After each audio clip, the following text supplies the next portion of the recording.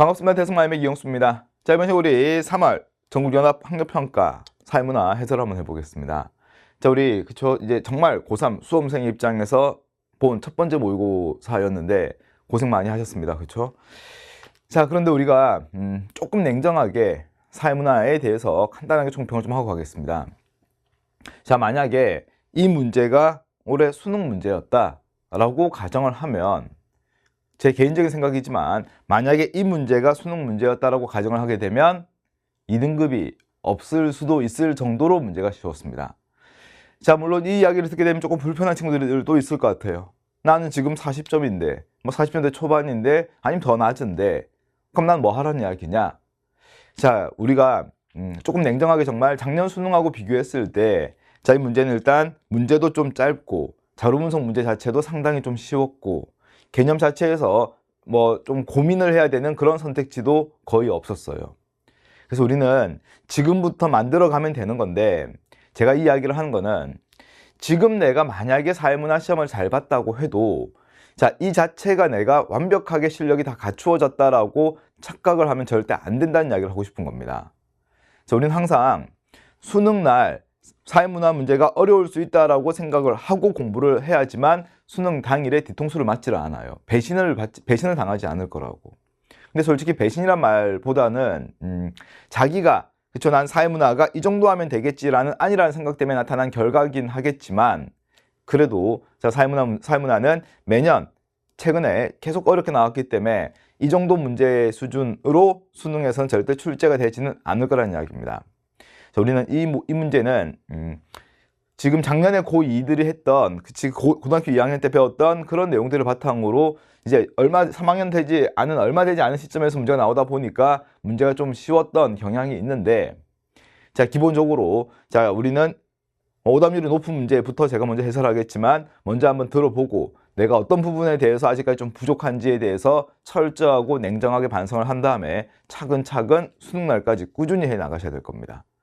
자, 작년 수능 문제하고 비교했을 때 너무나 쉬웠다라고 하는 게 일단 총평입니다.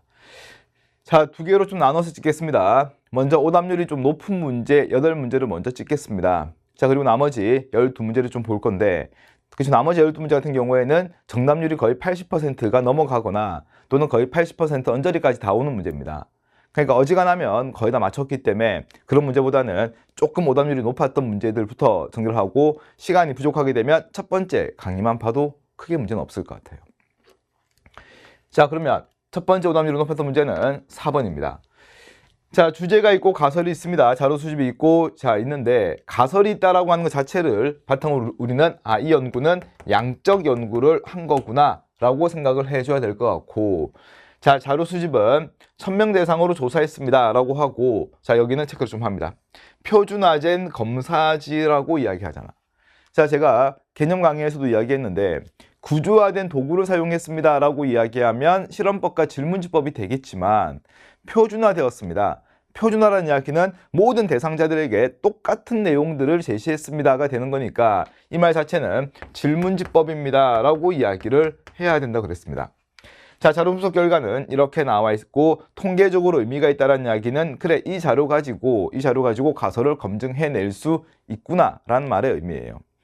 자, 그러면 1번은 기억은 실험 집단이고 니은은 통제 집단이라고 나와 있는데, 자, 우리는 실험 집단, 통제 집단은 질문지법에는 있을 수가 없죠. 실험법에만 있는 거니까 1번은 날리고, 두 번째는, 자, 종속 변이는 결과고 독립 변이는 원인입니다. 그럼 여기서는, 자, 디귿에 지속적으로 일기를 쓰는지 여부라고 이야기를 하게 되면 얘는 원인에 해당하는 거겠지. 왜? 가설에서 보니까 일기를 쓰는 학생과 그렇지 않은 학생이 되는 거니까 결국 뭡니까? 자, 원인은, 즉 독립변수는 지속적으로 일기를 쓰는지 여부, 독립변수가 될 거고, 자, 그리고 언어 능력 자체가 바로 뭡니까? 자, 종속변수입니다 라고 해줘야 되겠지. 자, 3번 자료 분석 결과에 따르면 가설이 수용된다 그랬습니다. 자, 우리가 참 많이 나오는 형태인데 저는 이렇게 간단하게 나온 거는 솔직히 처음 봤어요. 솔직히 처음 봤습니다. 자, 그러면 가설은 일기를 쓰는 고등학생이 그렇지 않은 학생보다 높을 가능성이 크다라고 했는데, 그럼 우리는 봐봐, 일기를 쓰는 고등학생 3번입니다. 일기를 쓰는 고등학생 전체 얼마입니까? 310 더하기 80명 중에 자, 이 친구들 중에 자, 언어 능력이 높은 학생들 얼마입니까? 310. 이 친구하고 지속적으로 일기를 쓰지 않는 고등학생 하게 되면 320 더하기 290입니다. 자, 그 중에서 언어 능력이 높은 애들은 320이 되는 거니까 이 값을 비교를 하라는 거야. 그럼 나 설마 이거를 계산을 하진 않겠지. 분모가 거의 2배가 됐고 얘는 분모가 조금 증가했습니다. 얘는 분자 차이는 거의 안 나고. 그럼 당연히 얘가 더 높을 거잖아. 그치? 그래서 정답은 3번이 되는 거고. 자, 연구 방법론적 이원론이라고 나와 있는데 우리 연구 방법 하는 순간 양적 아니면 질적을 생각해 줘야 될 것 같고 가설이 존재한다라고 하게 되면 양적입니다. 맞죠? 그러면 양적 연구는 이원론이 아니고 일원론이 되는 거고. 양적 연구에서 연구 대상은 대상자가 만들어내는 주관적 생활 세계 그 자체가 아닌 객관적으로 존재하는 실제라고 이야기하잖아. 그치? 사회문화 현상에서 양적 연구는 객관적으로 존재하는 실제를 연구하겠다라고 이야기해요. 이렇게. 그러니까 이 말 자체는 누구나 똑같이 확인할 수 있는 사회문화 현상은 존재합니다. 라고 이야기를 하는 거니까 자, 얘는 질적 연구. 반면에 객관적으로 존재하는 실제라고 하게 되면 양적 연구. 이렇게 정리를 해주면 좋을 것 같아. 자, 4번은 정답은 3번입니다. 자, 두 번째 이제 6번인데요. 자, 우리 6번 문제가 오답률이 높게 나왔다는 이야기는 아직까지 개념 강의를 듣고는 있지만은 자, 마지막 단원까지는 거의 가지 못했다. 아직까지 완강을 거의 하지 못했다라는 의미로밖에 해석이 안 돼요. 솔직히.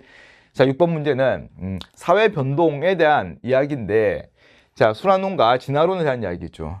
우리는 문제와 관계없이 순환과 진화론은 전부 다 사회 변동 방향에 대해서 이야기합니다. 사회 변동 방향에 대해서. 진화론은 일정한 방향이 있다. 순환론은 그렇지 않다라고 이야기하면서 방향에 대한 관점이에요. 사회 변동이 곧 발전으로 봅니까? 라고 이야기했을 때 자, B가 바로 뭡니까? 진화론이 되는 거고 A는 순환론이 됩니다. 그러면 1번 A는 운명론적 입장에서 사회 변동의 방향을 이해하고 있습니다. 라고 이야기를 하는 거니까 이거 봐봐. 특별하게 어려운 게 아닌 게 방향을 이해하고 있습니다. 라고 하는 말 자체가 함정이 될 수가 없는 거는 결국 둘 다 사회 변동 방향에 대해서 설명하고 있는 거거든. 그치? 그러니까 사회라고 하는 거는 인간의 어떤 생명체의 생애와 같이 태어나게 되면 뭐 어느 정도 일정 시점씩 있다가 사라지게 되고 막 이런 식으로 변한다고 보는 게 순환론의 모습입니다. 그러니까 이런 모습을 운명, 숙명으로 보고 있는 거고 절대 이 말 자체를 우리는 부정적이다, 부정적으로 바라본다 라고는 해석만 안 하면 되는 거예요.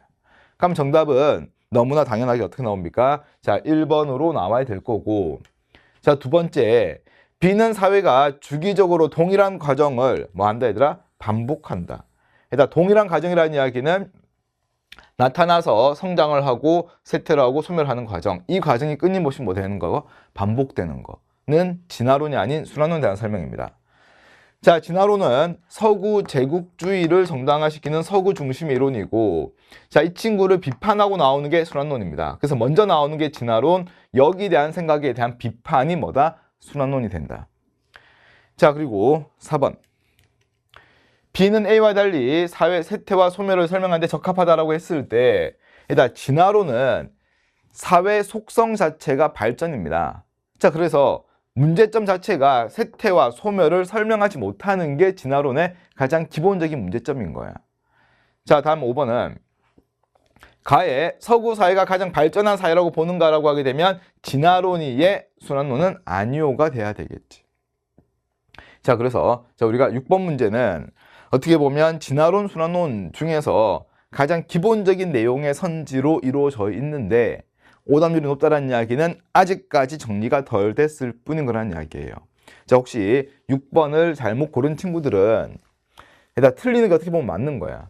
자기 생각으로 그냥 얘는 이거 아닐까? 얘는 이건가? 라는 생각으로 맞춰봐야 나중에 도움이 하나도 안 되는 거니까 모르는 문제니까 틀릴 수는 있다는 거예요. 아직까지 자, 진도가 여기까지 안 나갔으면. 자, 6번은 정답은 자, 1번입니다. 라고 이야기를 해줘야 될 것 같아. 자, 다음에 자, 11번을 좀 봅니다. 자, 11번인데 자, 표는 A와 B의 특징을 정리를 한 겁니다. 이에 대한 설명으로 옳은 것을 찾으라 그랬습니다. 자, 산업사회, 정보사회 비교하는 건데, 자, A는 정보와 지식이 부가가치 창출의 주요 원천입니다 라고 이야기하면서 A는 뭡니까? 정보사회가 되는 거고요. 자, B는 공장제 기계공업이 일반화됩니다. 관료제 조직. 그치? 관료제는 산업사회 산물이 되는 거잖아. 자, 1번은 A는 B에 비해서 가정과 일터의 분리 정도가 높다 그랬습니다. 게다가 가정과 일터의 분리 정도는 산업사회까지 끼게 되면 가장 높은 거는 자, 산업사회, 자, 농업사회까지 끼게 되면 그 다음은 정보사회, 마지막이 농업사회가 되는 거죠. 일단 자, 그래서 분리 정도가 높습니다라고 했을 때 정보사회는 산업사회에 비해서 통합 정도가 더 높아야 되겠지. 분리 정도는 산업사회가 제일 높을 거고. 두 번째, A는 B에 비해서 쌍방향 통신 매체 발전 정도가 높습니다라고 했을 때 정답은 너무나 자연스럽게 2번으로 나와야 되겠네. 그치? 자, 여기는 탈관료제, 관료제, 양방향 대중매체, 일방향 대중매체 이렇게 되는 거니까. 자, 3번. 비대면 접촉의 비중이 높습니다라고 하게 되면 얘는 정보사회 특징이 돼야 되는 거고, 비대면 접촉이라는 이야기는 다르게 이야기하면 사회적 관계를 맺는 형성의 범위가 다양해진다라고 이야기를 해줄 수도 있을 것 같아요. 자, 4번은 다품종 소량 생산. 실수만 하면 돼. 다품종은 종류가 많아지는 거잖아. 종류가 많아지는 거는 개인의 어떤 다양성, 개성을 존중해주는 정보사회에서의 특징이 될 겁니다. 자, 다음에 5번은 중간관리층은 규모가 커지게 되는 대규모 조직을 관리하기 위해서 나타나는 산업사회에서의 모습이지. 정보사회는 보고하는 방법 자체도 상당히 정보화 기계를 통해서 빠르게 보고가 되는 거고, 조직의 규모 자체도 관료제에 비해서 훨씬 더 슬림화되다 보니까 중간관리층의 역할은 그만큼 줄어들 수밖에 없다고 이야기합니다. 그래서 우리는 중간관리층은 관료제, 자, 그리고 자, 산업사회, 정보사회는 중간관리층 역할은 비중은 감소합니다 라고 이야기해 주면 될 것 같아요.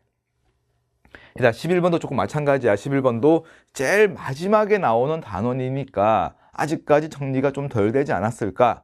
저는 그렇게 좀 생각을 해요. 자, 다음에 14번을 좀 볼게요. 14번. 자, 우리가 사회 계층, 사회 이동에 대한 문제가 일단 재작년까지는 이런 식으로 뭔가 부모, 자녀 그려가지고 아주 복잡한 형태로 20번의 문제로 나왔는데, 첫 번째 우리가 생각해야 되는 거는 작년 평가원 수능에서는 안 나왔다. 한 번도 안 나왔다. 그런데 조심할 거는 연계교재는 아직까지 나오고 있다. 그래서 우리가 지금 이런 식으로 물어볼 수도 있겠지만은 예전에 자료 분석 문제가 아예 안 나온다고는 단정을 짓기는 아직은 조금 이른 것 같아요. 올해는 자, 이런 문제들도 연습을 해봐야 되겠지만은 과거에 나왔던 재작년까지 출제가 되었던 사회 계층과 사회 이동에 대한 내용들도 한 번은 봐주셔야 될 겁니다. 제가 자, 무료로 강의를 좀 열어놨으니까 그 부분은 혹시나 불안하게 되면 제가 열어놓은 부분만 보셔도 아마 크게 문제는 없을 것 같아요. 자, 14번 한번 볼게요. 자, 조사 대상자의 현재 계층, 20년 전 계층, 부모 계층, 사회 이동 요인입니다. 일단 사회 이동 요인은 간단해요. 이동 요인은 개인이냐 사회냐 이겁니다. 개인이냐 사회냐. 그렇지? 그러니까 우리가 구조적 요인인 거야. 구조적 요인. 뭔가 신분제가 철폐가 되면서 내가 계층이 올라가게 되면 얘는 나의 노력에 의해서는 모습은 아니지. 그럼 얘는 구조적 요인인 거야. 자, 그리고 자, 개인적 요인이라고 하게 되면 개인의 능력과 노력을 이야기하는 거거든. 그래서 우리는 사회적인 요인이라고 하기보다 얘는 정확하게는 구조적 이동이라고 이야기하고 얘는 개인적 이동입니다 라고 이야기를 좀 하게 돼요. 자, 조사 대상자의 현재 계층과 20년 전 계층. 봐봐. 조사 대상자의 현재와 과거를 이야기하게 되면 니은 뭡니까? 니은은 세대 내 이동입니다 라고 이야기를 하는 게 맞지. 세대 내 이동입니다. 자, 상승 이동한 사람이 하강 이동한 사람보다 많았대요. 그러면 봐봐. 상승 이동을 했대. 20년 계층과 비교했을 때 상승 이동을 했대. 그러면 20년 전에 내가 상층인 거야, 만약에. 그러면 난 상승 이동이 가능할 것 같아? 자, 20년 전 그리고 현재가 있는 거야. 상중하가 있지. 여기도 상중하가 있는데 20년 전 계층과 비교해서 상승 이동한 사람이래. 상승 이동했대. 그럼 20년 전 계층이 기준이 될 건데, 일단 20년 전 계층이 만약에 상인데 상승 이동하게 되면 뭐가 되는 거야? 이거는 뭐 초특급 울트라상 이렇게 돼야 되는 거야. 말이 안 되는 거야. 그러면 상승 이동한 사람이란 이야기는 절대 과거에는 뭐가 아니었다는 거야? 상층은 아니었다는 거야. 그래서 우리가 중이나 하가, 그치, 뭐 이렇게 가든지 또는 이렇게 가면서 우리가 이동을 하는 게 상승 이동이 되는 거잖아. 반면에 하강 이동한 사람이란 이야기는 과거에 이 친구가 될 수는 없지. 얘는 하강 이동을 할 수가 없는 거니까. 그치? 그래서 자, 우리가 상승 이동한 사람이란 이야기는 과거의 상층은 아니었던 거고, 하강 이동한 사람이란 이야기는 과거의 뭐는 아니었다? 하층은 아니었습니다 라고 이야기를 하는 거예요. 자, 여기서는 현재 계층과 부모 계층을 비교했는데 이 친구는 세대 간 이동을 이야기하겠지. 그치? 세대 간 이동이고, 자, 하강 이동한 사람이 상승 이동한 사람보다 더 많았대요.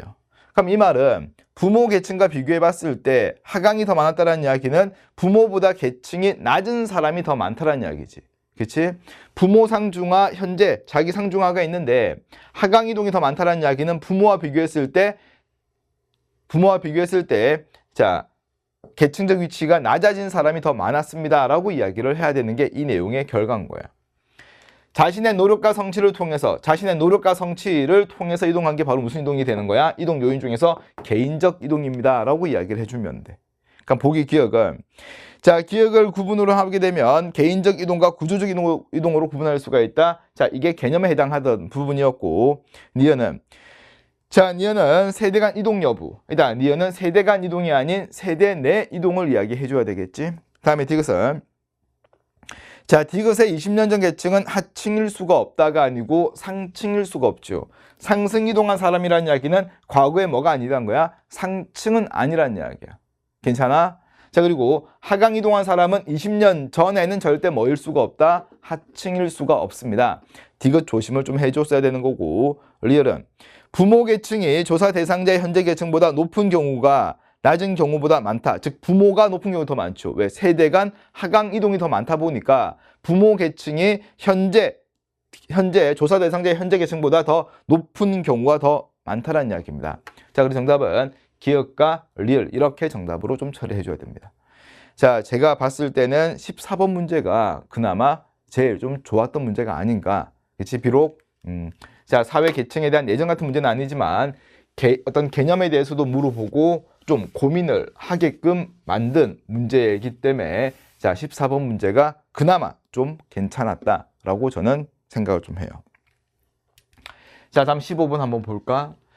자, 우리가 이제 거의 작년부터 트렌드가 거의 확고해진 모습이 그거잖아. 가중평균의 원리를 쓰는 건데, 자, 이거 보다시피 지금 평균이잖아. 그치? 평균. 그럼 이 3,400이라는 이야기는 각국의 남성 근로자 분의 남성 근로자의 월 소득의 합 이렇게 이야기한 게 3,400이라는 이야기야. 평균이니까.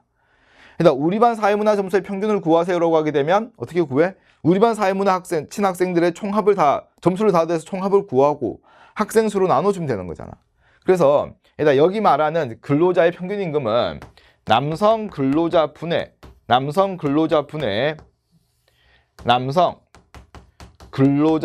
근로자 월 평균 소득의 총합을 이야기를 하는 게 바로 여기 나와 있는 위의 값을 구하는 거예요. 그러니까 밑에 있는 여성 근로자의 평균 임금은 그렇지, 여성 근로자분의 자, 여성 근로자의 월 소득의 합을 이야기하는 게 바로 밑에 나와 있는 표가 되는 거고. 그러면 전체 근로자 어떻게 됩니까? 라고 하게 되면 형태가 이런 거잖아. 전체 근로자 하게 되면 그래, 남성 근로자, 여성 근로자 두 개 다 하면 전체 근로자. 그리고 남성 근로자의 임금 총합, 여성 근로자의 임금 총합을 두 개 더하게 되면 결국 전체 근로자의 임금 총합. A 더하기 B분의 A 더하기 B 형태가 이게 바로 전체가 되는 거예요. 그럼 이 말의 의미는 얘는 뭐다? 아, 이거 두 개 사이에 존재를 하는 건데 중요한 거는 남성 근로자와 여성 근로자 수가 같대요. 그러면 이 값은 딱 가운데에 존재를 합니다. 분모가 같으면. 그래서 자, 전체 근로자는 빨간색으로 쓸게. 자, 전체 근로자의 월 평균 임금은 가운데인 거야, 얘들아. 그치? 얘들아, 근데 가운데 구하라고 했더니 두 개 더해가지고 나누기 이러지 말고, 얘들아, 여기 차이 얼마야? 여기 차이가 800이잖아, 800. 그러면 800이니까 딱 400씩 차이가 나면 되겠네. 그럼 여기는 3000이 되면 되는 거야, 이렇게. 자, 여기는 1000이잖아. 그러면 500씩 차이 나면 되는 거니까 3300이 되는 거고, 자, 그리고 여기는 1200 차이 나는 거니까 600 더하면 되겠네. 얼마? 3400입니다. 지금 빨간색으로 적은 게 전체 근로자의 월 평균 임금이 되는 겁니다. 자, 1번.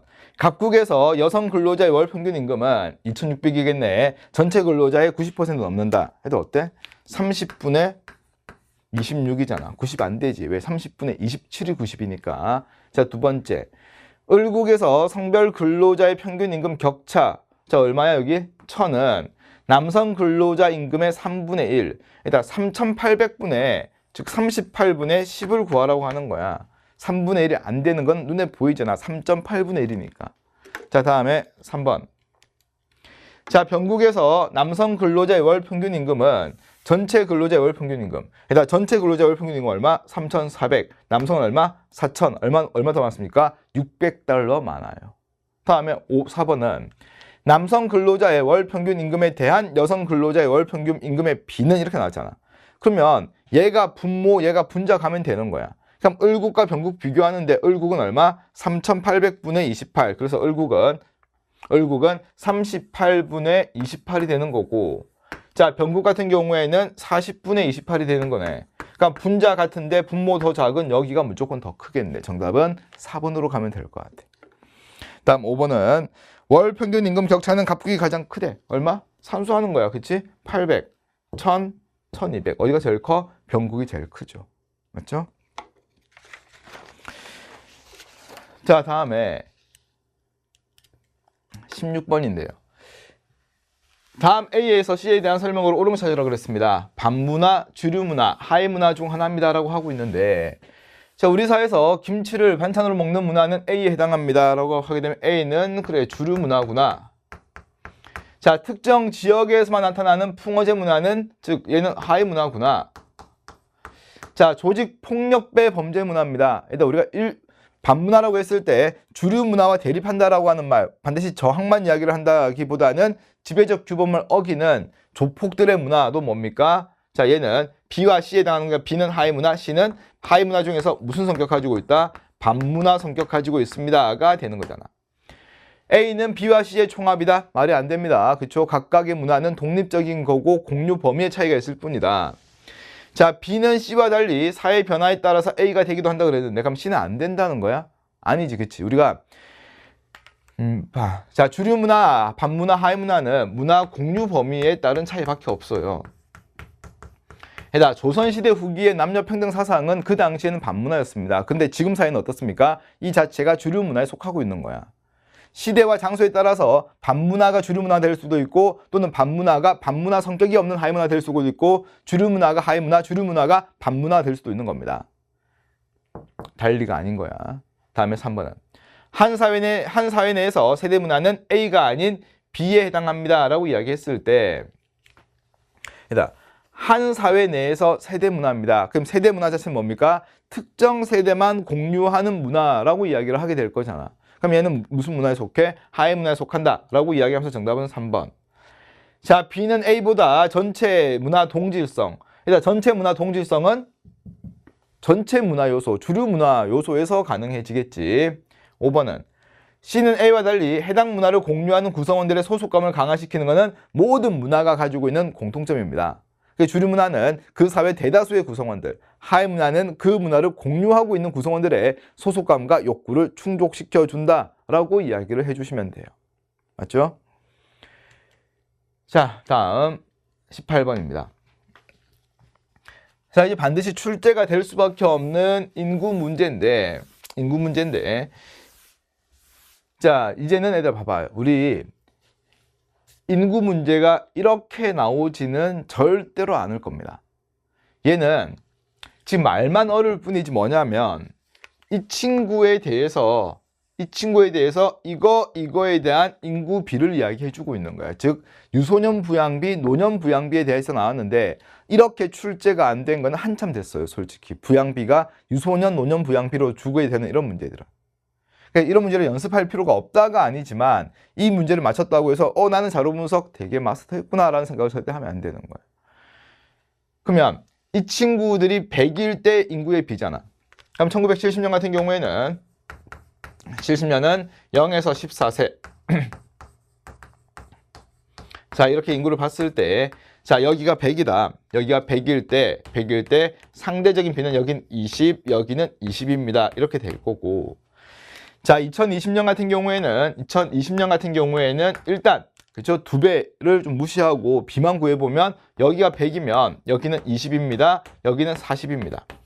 근데 우리가 문제 조건에서 이 친구는 그쵸? 15세에서 64세 인구는 2020년 2배라고 하게 되면 그래 여기가 100명이라고 가정하게 되면 여기는 200명이 돼야 되는 거니까 200명 그래도 그러면 이 B는 성립을 해야 될 거잖아 계속. 그래서 여기는 40명이겠구나. 자 여기는 80명이겠구나. 뭐가 되면 얘가 100명이라고 우리가 생각했을 때는 인구수는 이렇게 비교하면 되겠구나 라고 보면 되는 거야. 자 1번은 자, 노령화 지수는 70년이 2020년보다 크대요. 자, 노령화 지수는 이것분의 이겁니다. 그럼 얘는 1, 여기는 2가 나오는 거니까 자, 1번 답이 안 될 거고 두 번째는 65세 이상 인구는 2020년이 4배입니다. 일단 인구 어떻게 구하면 돼? 여기는 20명이겠구나. 그럼 여기는 몇 명? 80명이겠구나 라고 하면 무조건 4배는 돼야 되겠지.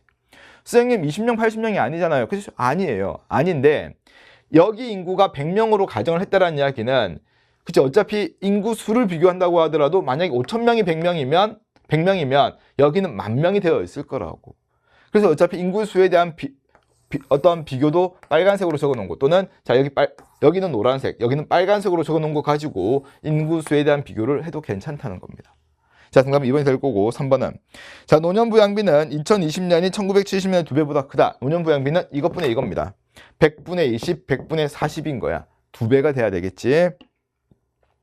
자, 총 인구 중에서 15세에서 64세 인구의 비율입니다. 그럼 얘는 총 인구를 얼마로 보면 총 인구를 140으로 가정하게 되면 얼마? 100 이렇게 되겠지. 그래서 우리가 총 인구 중에서 이런 식으로 될 거라. 근데 우리는 얘만 보면 되겠지. 비율이니까.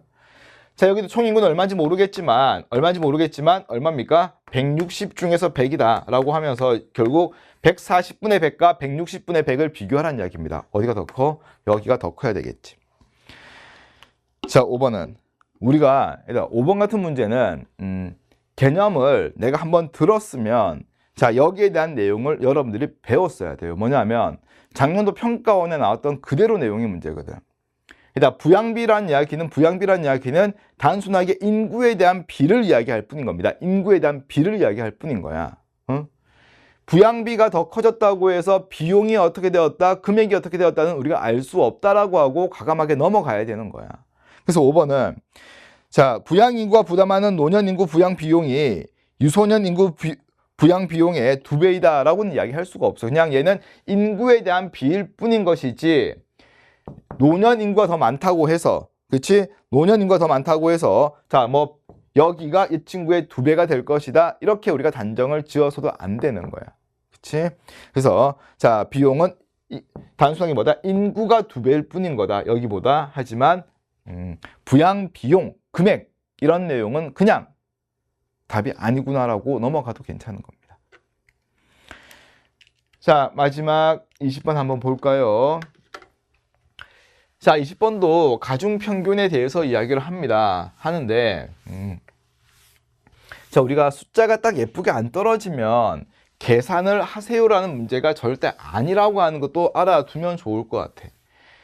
지금 A지역과 B지역으로만 구성되어 있고 이거는 A지역 65세 이상 인구 중에서 B지역 65세 이상 인구 중에서 근데 이거 두 개 더하면 각 건역의 전체 65세 이상 인구 중에서 하는 가중평균의 원리를 쓰는 겁니다. 쓰는 거야. 자, 그러면 일단 여기는 얼마인 거야? 여기는 4만 명. 그리고 여기는 2만 명인 거야. 자, 산수할 건 산수를 해버리자. 자, 65세 이상 인구 중에서 국민연금 수급자 수는 4만 중에서 얼마입니까? 60%, 24,000이겠네. 2만 중에서 80이니까 16,000이겠네. 어디가 더 많아? 당연히 이 숫자가 더 많겠네. 다음 두 번째는 기초연금 수급자 수는 4만 중에 40이니까 16,000, 2만 중에서 30이니까 얼마입니까? 6,000 이렇게 되는 거네. 자, 그래서 A 지역이 B 지역의 2배 미만이 아니고 2배보다 더 많죠. 여기는 16,000, 여기는 6,000이니까 2배보다 더 많아지겠네. 다음에 3번. 자, 65세 이상 인구 중에서 사회보험에 해당하는 제도의 수급자 비율은, 사회보험은 국민연금이잖아. 그치? 자, A 지역이 B 지역보다 높다 아니지. 비율을 보니까 B 지역이 더 높죠. 4번. 자, 갑건역에서 65세 이상 인구 중 선별적 복지 이념에 기초한 제도의 수급자 비율은 70%입니다 라고 했을 때, 일단 갑건역은 이거 두 개 더한 건데 선별적 복지라고 하게 되면 뽑아서 도와주는 거야. 기초연금을 이야기하는 거거든. 근데 봐봐. A 지역은 4만, B 지역은 3만인 거야. 그치? 자, 30%인 거야. 그러면 전체 지역은 당연히 어때? 여기 사이 어딘가에 있겠지. 응? 일단 빨간색하고 파란색 섞었는데 더 빨개지거나 더 파래질 수는 없어요. 두 개 섞게 되면 어디 존재한다? 사이에 존재를 하게 될 거거든. 자, 그래서 우리는 70%는 아니라는 이야기야. 그럼 선생님, 국민연금 하면 맞습니까? 국민연금 해도 안 맞죠. 왜냐하면 지금 얘가 인거 더 많거든. 전체 비율은 더 많은 쪽에 영향을 받다 보니까 결국 국민연금 같은 경우에는 전체 비율은 60보다는 크고 70보다는 작아요. 이게 정확하게 비율도 구해낼 수는 있어요. 그치? 자, 여기가 인구가 2배가 더 많은 상태니까 여기 차이가 20에서 1대 2만큼 나오면 돼요. 이런 식으로. 그래서 자, 3분의 1, 3분의 1, 3분의 2 하면 되는데 숫자가 예쁘게 안 떨어지거든. 그럼 이거는 계산하는 문제는 아닌 거야. 그냥 어디에 더 가깝다, 몇 퍼센트, 범위는 어디 정도구나만 알고 있으면 되는 거야. 자, 4번 답이 안 될 거고. 자, 다음 5번은 자, 각군역에서 의무가입입니다. 의무가입. 그치? 의무가입 원칙입니다 하면 국민연금이잖아. 그치? 70% 미만입니다 라고 했을 때 봐봐. 70이라고 하는 숫자가 나온 이유는 뭐냐면 여기 딱 가운데 70이 있다라는 이야기인데 70은 A 지역과 B 지역의 65세 이상 노인의 수가 같으면 딱 70이에요. 근데 지금 어디가 더 많은 거야? A 지역이 더 많지. 그러면 전체 비율은 어디에 더 가까워져야 돼? 60에 더 가까워져야 될 거라고. 그러니까 계산하는 문제는 아니고 확인만 해내면 되는 거야. 60보다는 크고 70보다 작은 어딘가에 존재할 거니까 70% 미만입니다 라고 이야기를 해도 괜찮다는 거지. 정답은 5번이 된다는 겁니다. 괜찮죠? 자, 지금 우리가 풀었던 문제가 오답률이 그나마 좀 높았던 문제고, 자, 일단 좀 끊고 다음 차시에서 나머지 문제들 빠르게 해설 한번 하겠습니다.